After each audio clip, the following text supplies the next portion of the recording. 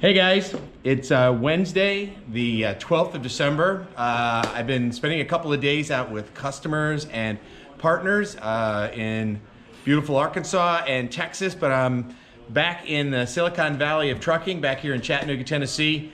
Did my walk around today, hearing what was going on here at FreightWaves, and got some really interesting stuff going on in the marketplace, similar to what I heard out talking to customers about what's going on in the market, what's going on with volume. So I want to talk with Zach and JP today and see what they've got going, because I think there's some interesting things that we can show to you. So Zach, why don't we look at what's going on with the OTVI today? Yeah, so we hit on this a little bit yesterday, where we were seeing this massive drop off in tender rejections in the country. Well, it turns out that the volume is not the cause of this, because year over year, and we have a chart pulled up of the 6 big markets, or the 5 big markets in the country: Atlanta, Los Angeles, Chicago, Seattle, and Philadelphia. And year over year, they're all up significantly as it pertains to volume. Atlanta right here, the biggest market in the country, up 27.38% year over year in terms of volume. The next chart I want to kind of pull up to illustrate this is the discrepancy between volume and capacity. So tender rejections are more of a measure of absolute capacity in the market. The people, when they reject loads more often, capacity is lower. So they've actually been rejecting loads less than volumes come into the marketplace. This yellow line up here is our outbound tender volume index, and that is measuring the volume of loads in the country. This line right here is measuring the tender rejection index, and you see it's dropped 47%. And the volume actually year over year, or from that time period that it started in March 1st, has only dropped 3%. The big discrepancy here, you would expect volume to be this absolute measure of capacity, but it's not. It's not, because you have carrier sentiment. The rates have actually increased over the past year as much as 8%, as we mentioned yesterday in the PPI discussion.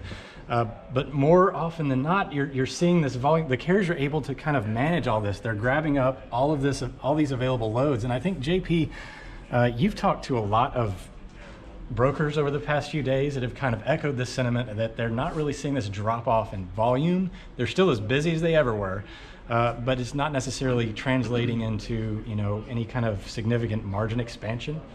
Go ahead. Yeah, I've heard a couple of different things. I mean, one of the positives on the brokerage side is that incremental increases to capacity have made it easy for them to find trucks.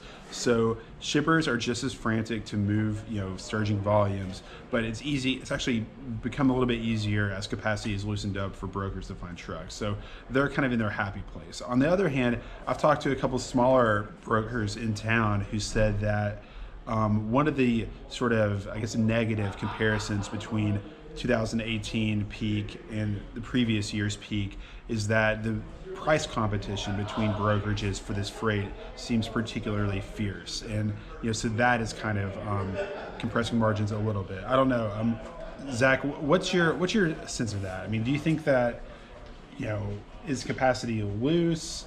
Is do the shippers realize what the situation is on the asset side? Typically, shippers are the last to know that capacity is available or tight. They'll feel it in the rate quicker than they're expecting to, which is why you hear about these earnings reports, for instance, say, well, we dropped 30% because our transportation costs shot up. But I think one of the things that really kind of sticks out is this idea that carriers will turn down loads because the market is out of balance. The market was dramatically out of balance last year when you had the hurricanes kicking off, you had UPS, the holiday retail push.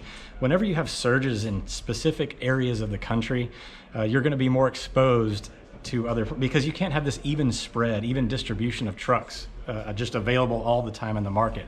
So for instance, in the Northwest, the Pacific Northwest, we've seen regional tender rejections stay elevated more there than the rest of the country. Well, that's because nobody goes into the Northwest with regularity. And when you have these kind of spikes of volume that are, even out within season, because everybody expects the Pacific Northwest to kind of show up in the winter, the trucks just simply aren't there. They're not going to go and park there and wait for Christmas trees to start popping. Right. So, have you guys seen anything from a port perspective? Has Los Angeles done anything that we're seeing that is either sudden or that we may have seen happening, and it's now really, it's really coming to bear?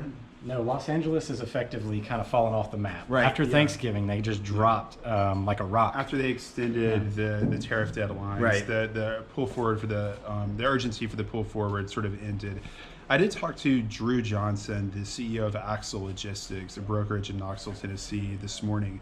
He had two interesting points. He said that shippers still have this tight capacity mindset kind of in the back of their heads, and he said the balance of power hasn't really shifted yet, and so brokers are enjoying that. On the other hand, he did say that where he is having trouble finding capacity is especially with food shippers. He said that they tend to have fairly inefficient warehouses.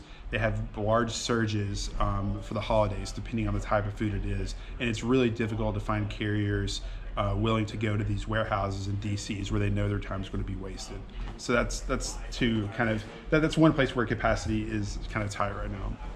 That makes a lot of sense, and just want to wrap up, say thanks to everybody for watching FreightWaves Now. We'll be back same time tomorrow. Appreciate everybody. Take care. Thanks.